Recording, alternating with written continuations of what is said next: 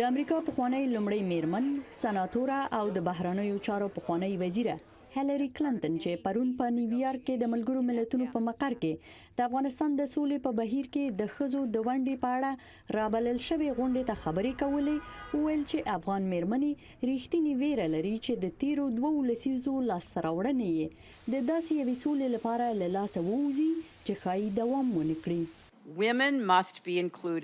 په افغانستان کې د سولې په هر هوکړه کې باید ښځې شامل وي او د هغوی حقونو ته درناوی وشي.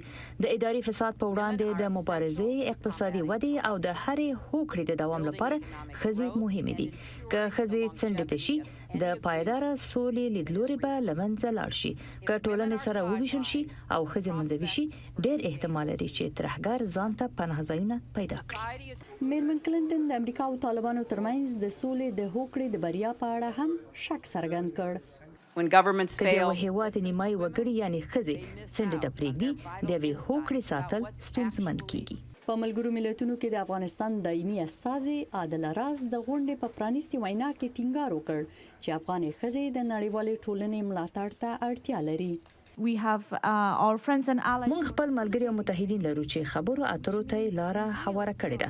د دې معنی دا ده چې په خبرو اترو کې د افغانستان حکومت لپاره هم یو شمېر څوکۍ ځانګړي شوي دي او ټاکل شوي څوکۍ به د افغانانو ټول شمول استازیتوب ولري چې هم ښځې او هم ځوانان پکې وي. ډاکټر ورزلا نعمت بیا د سولې له راتلو وروسته د نړیوالې ټولنې د ملکي او پراختیایي مرستو پر دوام ټینګار وکړ. د سولې یا جوړجاړي وروسته چې فرض وکړو یو ورځ له خیره سوله راغله، بشري او پراختیایي مرستې باید د اشرافي شبکو په اساس ونه ویشل شي. نړیواله ټولنه باید دغه مرستې په ځای خلکو او کلیو او بانډو باندې وویشي. په ملګرو ملتونو کې د افغان ښځو د ملګرو په نوم د دغه ډلې په غونډه کې چې د افغانستان او برېټانیا لخوا یې مشري کېدله، د افغانستان لومړی میرمنې رولا غني په یو ویدیویي پیغام کې ډاډ ورکړ چې د افغان ښځو له سلا مشورو پرته به د سولې کومه پریکړه نه کیږي. برېښنا عمر خیل د امریکاغږ آشنا تلویزیون، واشنگټن.